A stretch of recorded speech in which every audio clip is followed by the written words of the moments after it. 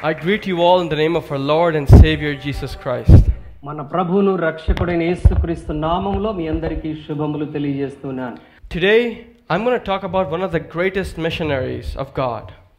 ఈ రోజు దేవుని సేవలో గొప్పగా వాడబడిన ఒక మిషనరీ గురించి నేను మాట్లాడుతున్నాను. He is Adoniram Judson. అతని పేరు అడోనిరామ్ Judson. His father wanted his son to grow in the right path, to know God and to know what is the truth.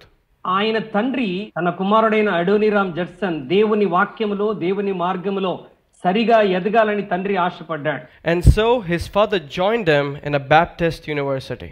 అందుకే తన తండ్రి అడోనిరామ్ జడ్సన్ ని బాప్టిస్ట్ యూనివర్సిటీలో చేర్చాడు. But this plan would completely backfire. అయితే ఈ ప్రణాళిక ఈ ప్లాన్ అంతా కూడా తిరిగిపోయింది. His views about Christianity completely changed. అతని ఆలోచనలన్నీ వేరే విధంగా ఉండేవి. This was because of his friend in college. He taught him that Christianity wasn't the right way. తన యొక్క స్నేహితుని ద్వారా తను తప్పుడు మార్గంలోనికి నడిపించబడ్డాడు. And so when his parents got to know that this boy, they were angry and sad. తన కుమారుడు తిరిగిపోయాడని తల్లిదండ్రులు తెలుసుకున్నప్పుడు వాళ్ళు చాలా విచారించారు. This man rejected God many years ago, but he found God again. అనేక సంవత్సరాలుగా దేవుణ్ణి తిరస్కరించినటువంటి యవనస్తుడు ఇప్పుడు మరలా దేవుణ్ణి తన జీవితంలో కనుగొనగలిగాడు. Before this, he did have a few goals, but he never worked on them. దీనికి ముందు తనకి చాలా ప్రణాళికలు ఉండేవి కానీ వాటి విషయమై ఆయన ఆలోచన చేయలేదు, వాటిలో ముందుకు వెళ్ళలేదు. But now he threw it all away and he said, God, what is my purpose for your ministry? ఇప్పుడు ఆ ఆలోచనలన్నిటిని త్రోసివేసి ప్రభు సన్నిధిలో కూర్చొని దేవుణ్ణి అడుగుతున్నాడు, ప్రభువా నా జీవితం పట్ల నీ ప్రణాళిక ఏమిటి? And God would give him an answer 4 years later. దేవుడు 4 సంవత్సరాల తర్వాత తన ప్రార్థనకు జవాబిచ్చాడు. He got a call as a missionary, and so he got on a ship and he left to Burma. ఆయన వెంటనే ఆయన ఓడను ఎక్కి బర్మా దేశానికి వెళ్ళిపోయాడు. And so once he landed there, he went to a city called Rangoon. ఆయన ఎప్పుడైతే ఆ దేశానికి వెళ్ళాడో వెంటనే రంగూన్ అనేటువంటి సిటీకి చేరుకున్నాడు. And so while they were there, his wife is very talented in learning languages. So she learned the language of that country, which is called Burmese. Adoniram Judson గారు భార్య వివిధ భాషలు నేర్చుకోవటంలో చాలా నైపుణ్యత కలిగినది. ఆ బర్మా దేశం యొక్క భాషను తాను నేర్చుకున్నది. And she also taught him, and both of them were ready to write the Bible in Burmese. ఆమె నేర్చుకోవటం మాత్రమే కాదు, తన భర్తకు కూడా ఆ భాషను నేర్పించి ఇప్పుడు ఇద్దరు కూడా బర్మీస్ భాషలో మరి బైబిల్ని తర్జుమా చేయటానికి సిద్ధపడ్డారు. Miraculously, God influenced missionaries from India to send press to work with him. భారతదేశంలో ఉన్నటువంటి మిషనరీలను దేవుడు ప్రేరేపించి ఇక్కడ నుంచి ప్రింటింగ్ ప్రెస్ అక్కడ పంపించడానికి మరి వారు ఏర్పాటు చేశారు. And soon the works of Adoniram was reaching to all countries. చాలా త్వరగా అడోనిరామ్ జడ్సన్ గారు చేసినటువంటి పరిచర్యలు అనేక దేశాలకు విస్తరించడం మొదలుపెట్టారు. And many missionaries wanted to help them, and they started to come in ships.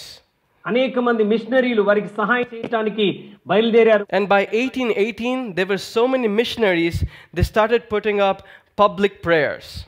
1818వ సంవత్సరంలో అనేక మంది మిషనరీలు వచ్చి మరి బహిరంగముగా కూడికలు ఏర్పాటు చేయడం మొదలుపెట్టారు. And just in 1 year this man was able to baptize 18 people from that country. Hallelujah. కేవలం ఒక్క సంవత్సరంలోనే ఆ దేశంలో 18 మందికి రక్షణలో నడిపించి వారికి బాప్తిసం ఇచ్చాడు. దేవునికి స్తోత్రం కలుగునుగాక. And so in 1818 to 1822 this man continued to do the work of God until he became ill.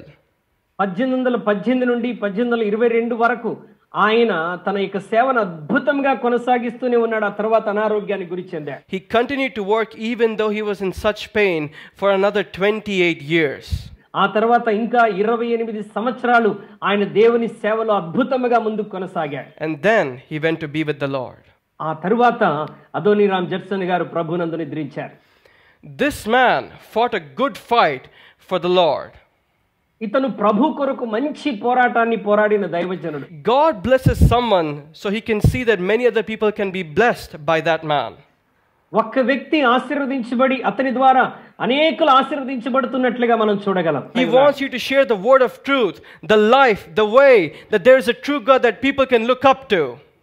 మనం తెలుసుకున్నటువంటి సత్యాన్ని, నిజమైనటువంటి మార్గాన్ని, ప్రజలు ఎదురు చూస్తున్నటువంటి సత్య మార్గాన్ని వారికి బోధించడానికి దేవుడు మనకు అవకాశం ఇస్తున్నాడు. I want you all to pray along with me. Ask God to use you mightily.